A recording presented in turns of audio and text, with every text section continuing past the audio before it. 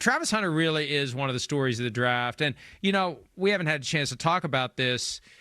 I'm a firm believer he should be allowed to go try to play both ways full time. Let him come to the conclusion that he can't, because maybe he's the one out of 100 million who can. And if he is, he should be able to do it, and we should celebrate it and be inspired by it, Michael.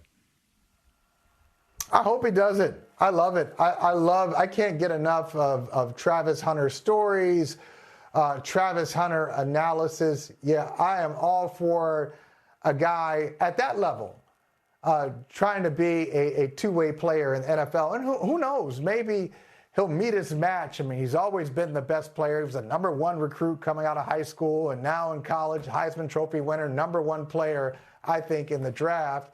Maybe he'll finally meet his match and get to the NFL and come to the conclusion, now this is just too difficult. This is high-level stuff. I can't play both ways, but I'd love to see him try it, and I think he can.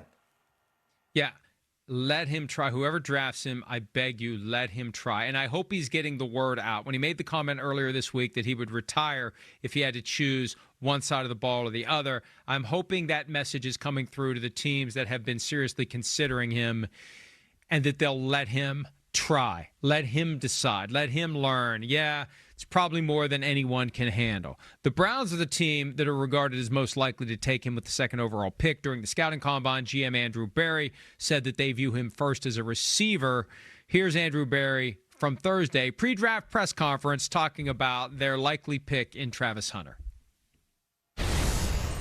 Going out and seeing him play at Colorado, he really never comes off the field, and it's unbelievable because there are more plays in a college game than there is a pro game, and it's like the guy he barely pants like that, like that type of thing. So it's quite incredible. It's a little bit like Ohtani, right? Where when he's playing one side, he's an outstanding player. If he's a pitcher or he's a hitter, he's an outstanding player. You obviously get a unicorn if you use them both ways. Great comparison. Shohei Ohtani, the guy can do everything. It is amazing. And look, in today's NFL, with all the time you have to spend preparing, practicing, studying film of your opponents, knowing your playbook, the checks, the adjustments, the audibles, everything, I hope he can do it. And I think if it came down to one or the other, the receiver position makes a lot more sense because it pays a hell of a lot better at the top of the market. But I hope he can do it. And part of me wishes Bill Belichick was still with the Patriots and they'd get him, because I think Belichick would love the throwback mentality, setting aside everything that Belichick's got going on now and the North Carolina stuff and the resentment toward the NFL and all the crap Lombardi says. All due respect, I wish Belichick was still with the Patriots and they were in position to get Travis Hunter, because I'd love to see Bill Belichick coach Travis Hunter. Yeah, and the other thing, Mike, you mentioned him, Hunter, and get more money at receiver than corner. What if, and this is something we haven't even thought about, what if he can do it? So let's say he is a top 10 receiver in football after 3 years. It's clear he's a top 10 receiver and he's a top 10 corner. What kind of money, how do you pay him? There's no market, there's no comparison, there's no precedent.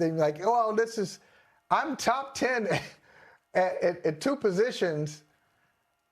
Do you just pay him top 10 receiver money and top 10? You combine them and you make them that. What do you do with a player like that? I'm intrigued to see. I actually think he's going to pull it off because of how he's wired, because of his mentality, and he's just he's just a damn gifted athlete who's capable of doing both. I think he's going to pull it off. Right now, the top of the market at receiver is 40, and the top of the market at corner is 30. That's the average new money per year.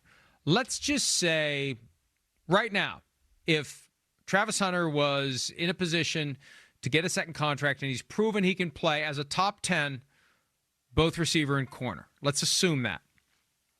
Okay, let's say 35. So let's say 33. Let's give him the DK 33.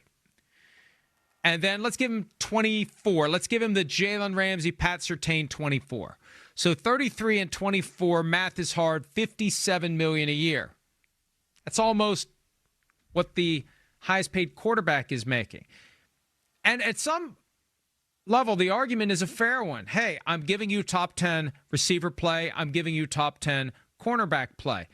The only problem in all of this, because one of the biggest issues when you sign a guy to a long-term contract with significant guarantees for injury, you are taking on the risk that the player is going to suffer a serious injury and you're going to pay him while he's injured. Well, if you're paying a guy as both a top corner and a top receiver, you're doubling the risk.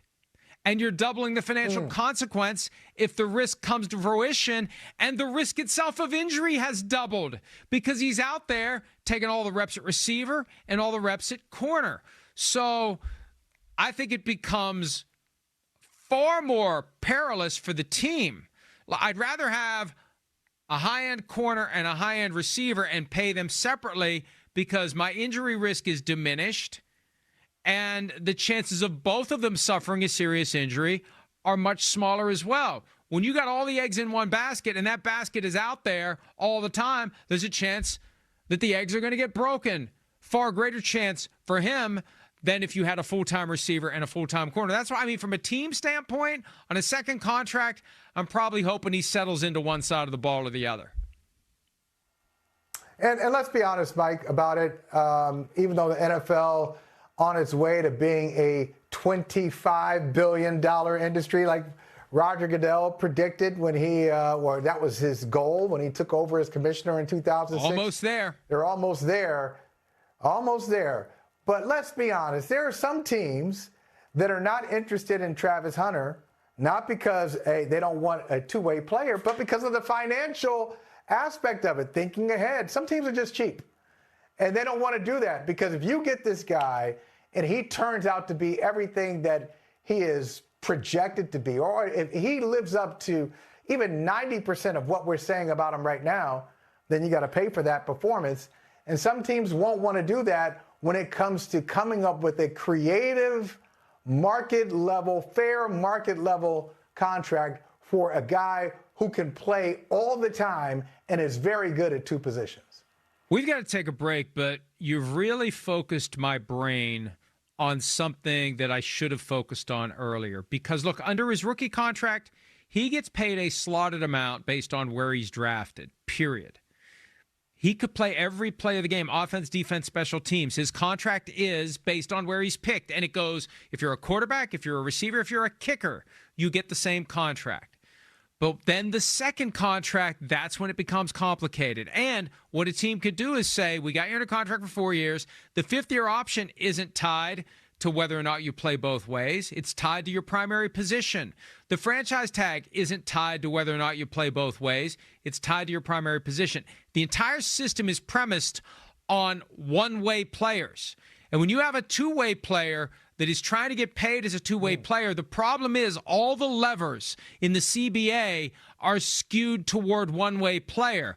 And if I'm the Browns, I might just say, we'll go 5 years, we'll go 2 years of the tag, and then we'll take our chances on the open market. Because for those 7 years, the system is rigged, not rigged, the system is premised on the decades-long notion that you only got a one-way player, not a two-way player.